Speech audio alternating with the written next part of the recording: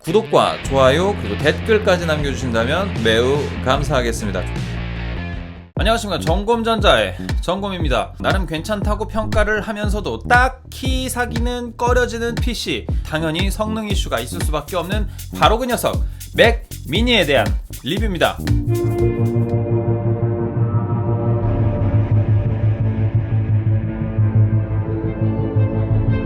세상에는 미니멀 라이프를 즐기는 사람들이 많습니다. 최소한의 가구만 들여놓고 사는 사람들, 특히나 애플의 창업자인 고 스티브 잡스가 있죠. 방 안에 전등 하나 빼고는 아무것도 없었던 환경에서 생활했던 그였습니다. 뭐 돈 많은 억만장자가 돈이 없어 가구를 안 들여놨을 리는 없고 그분의 취향이 그랬나 보죠 뭐. 그래서 애플에서 나오는 제품들도 군더더기 없기로 유명했는지도 모릅니다. 스티브 잡스의 결과물은 늘 그랬습니다. 군더더기가 없었죠. 깔끔했는데 그래서 그런지 늘 뭔가 하나가 부족했습니다. 성능, 아니면 쿨링, 아니면 가성비, 아니면 대중성, 뭐 이런 것들이죠. 어떤 신미안이 그렇게까지 대단했는지는 모르겠지만 온통 답답한 것들 투성이었습니다. 그 중에 제일은 호환성이었죠. 물론 그런 폐쇄성들이 가져오는 시스템의 안정성은 인정합니다만 그래도 지들이 만든 것끼리는 호환이 좀 돼야 되지 않을까요? 뭐 이건 오늘의 주제와 좀 벗어난 듯하니 다음에 다시 다루기로 하고요. 스티브 잡스는 만드는 기계마다 다들 새끈했습니다. 인싸 감성 충만했죠. 하지만 그 인싸가 너무 극소수였던 때에 내놔서 그랬는지는 몰라도 내놓는 족족 망했어요. 그러다가 대중적 인싸의 경계를 넘어선 게 아이팟이었죠. 그리고 아이폰, 그리고 맥 시리즈들로 확장되어 왔습니다. 잡스가 넥스트 만들었던 시절, 그때 그 가격으로 내놨으면 아마 다들 뜨악했겠지만 많이 양보해서 컴퓨터 가격 정책 잘 다듬어 내놨습니다. 그럼에도 불구하고 정말 겁나게 비쌌죠. 그래서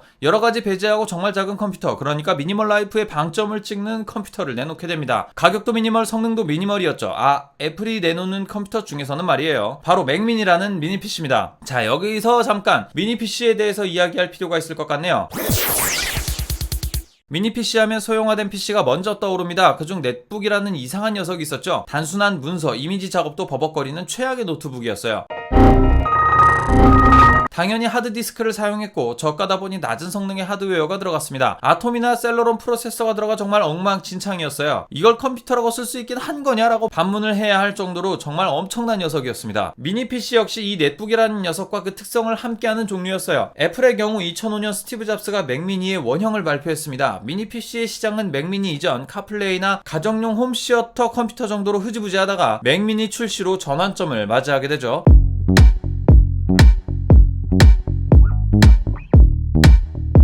기껏해야 한 뼘 남짓한 작은 기기에서 데스크탑 운영체제가 돌아갔다는 사실은 실로 놀라웠어요. 하지만 문제는 그 프로세서가 넷북에서 사용했던 아톰이나 셀러론이라 그렇게 각광받지 못했다는 것이었습니다. 소형화에 들어가는 기술 때문에 가격은 일반 데스크탑만큼 하지만 성능은 그에도 미치지 못했기 때문이죠. 그리고 시간은 흘러 2014년에 들어섰고 이 시장 역시 전환점을 맞이하게 됩니다. 이전까지는 저전력이랍시고 아톰이나 셀러론 따위를 사용하면서 성능 이슈를 못 피해가던 제품군들이 인텔의 핫스웨어를 만나 비약적인 발전을 이루어내게 되죠. 우리가 자주 보는 i3, i5, i7 같은 것들입니다. 덕분에 기존의 문제였던 성능 이슈를 정면으로 돌파하게 되는 거였는데요. 뭐 여튼 인테리어의 장점과 더불어 적은 공간을 차지하고 소음도 없고 전력 소비도 적은데 나름 데스크탑의 성능을 낸다고 하여 많은 사람들에게 각광을 받게 되었습니다. 아시는 분들은 아시겠지만 애플은 초창기 매킨토시 때부터 컴퓨터의 크기를 줄여왔습니다. 실제로 일반 PC 사이즈의 매킨토시를 출시하던 시절 애플은 파워맥 G4 큐브라는 전대미문의 컴퓨터를 내놓죠. 일반 PC의 4분의 1 크기의 디자인으로 사람들에게 주목을 끌었습니다.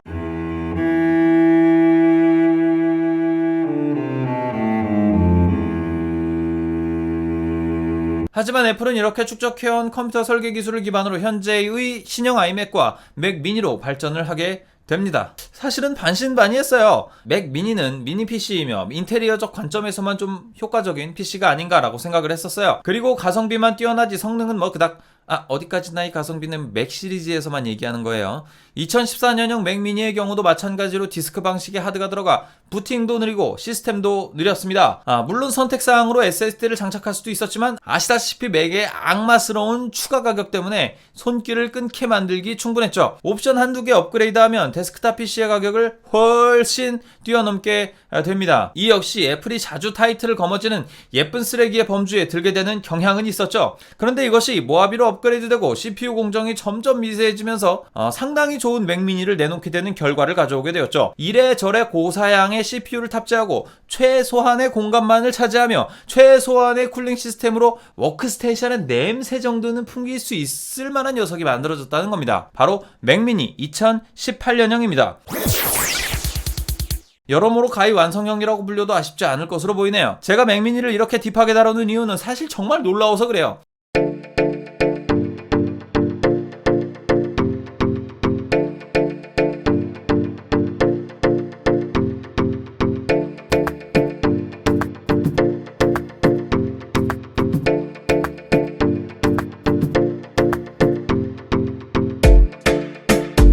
실질적으로 맥미니가 어느 정도인가 하면 방송용 영상 파일의 경우는 그 용량이 굉장히 큰 편이에요. 물론 디지털로 상영되는 영화의 화질에 비할 바는 아니지만 그래도 우리가 웹에서 다운로드 받는 영상 파일에 비하면 엄청나게 무거운 편이죠. 이렇게 용량이 커지게 되면 저사양의 컴퓨터는 플레이조차 되지 않는 경우가 있어요. 물론 코덱에 따라 상황에 따라 다르긴 합니다만 대다수 저렇게 고용량의 파일을 무리 없이 돌리기엔 다른 미니 PC들은 어려운 경우가 대다수죠. 하지만 맥미니는 달라 보입니다. 이전에 2014년형 맥미니에서 아이무비로 영상을 돌려봤을 때 실시간 크로마키 효과라고 있습니다. 녹색 배경에 자료화면 띄우는 뭐 그런 거 있잖아요. 이런 효과도 버벅거림 없이 재생을 해내더라고요. 이게 그러니까 완성된 파일 말고 효과가 입혀서 타임라인 위에서 실시간으로 렌더링해서 보여줘야 되는 그런 것조차도 버벅거림 없이 돌아갔다는 얘기입니다. 그것만 봐도 상당히 괜찮은 수준의 시스템이었으나 거기서 더 발전을 했다고 하는 거예요. 그래서 기대할 수밖에 없습니다. 영상 편집 작업이 가능한 미니 PC라니 정말 대단하죠.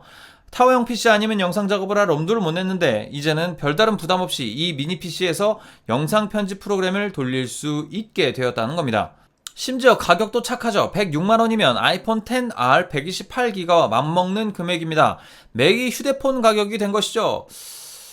말이 좀 이상한데 원래 바꿔 말해서 어이가 없었던 건데 이게 바뀌니까 이것도 느낌이 좀 괴랄하네요.